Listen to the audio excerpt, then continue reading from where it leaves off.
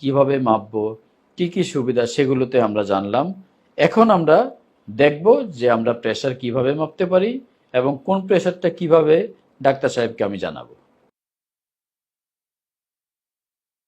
আজকে আমরা নোমানের blood pressure check করব।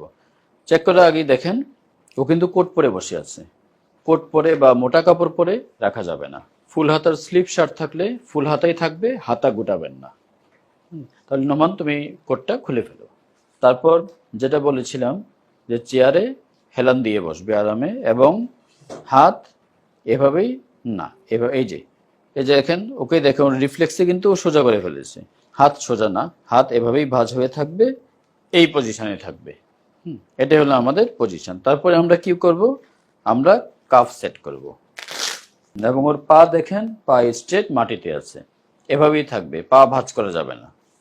এই যে কাফ দেখেন, ওর এখানে ছিল এলবো, এলবো থেকে আমি আরেকটু উপরে উঠালাম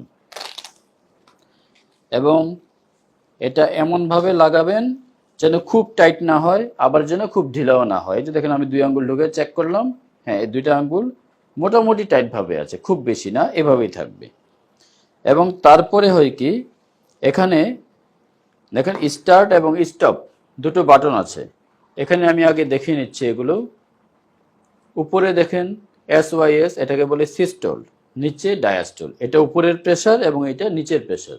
যখন আপনার ডাক্তার সাহেবকে বলবেন, উপরের প্রেসারটা আগে বলবেন এবং নিচেরটা পরে বলবেন। সাথে পালস, অর্থাৎ আপনার হার্ট রেট দেখাবে এখানে, এটাও লিখে রাখবেন, এটাও ইম্পর্টেন্ট। তাহলে আমরা এখন দিব start. Attention please. Please keep silent and relax. Keep the cuff at heart level. এখন মেজারমেন্ট চলছে।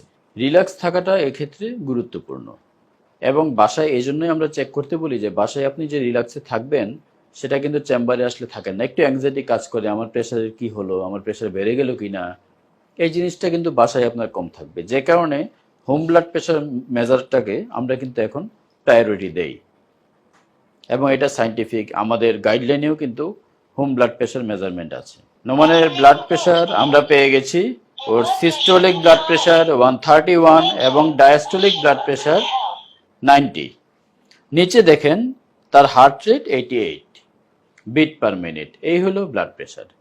এখন 1 মিনিট বিরতি দিয়ে আবার ব্লাড প্রেশার চেক করবেন, আর 1 মিনিট বিরতি দিয়ে আবার, এই 3বার করে। এই প্রথম যে পেলাম এটা বাদ দিয়ে দিব, বাকি 2বারের আমরা গড় করে ডাক্তার সাহেবকে জানাবো।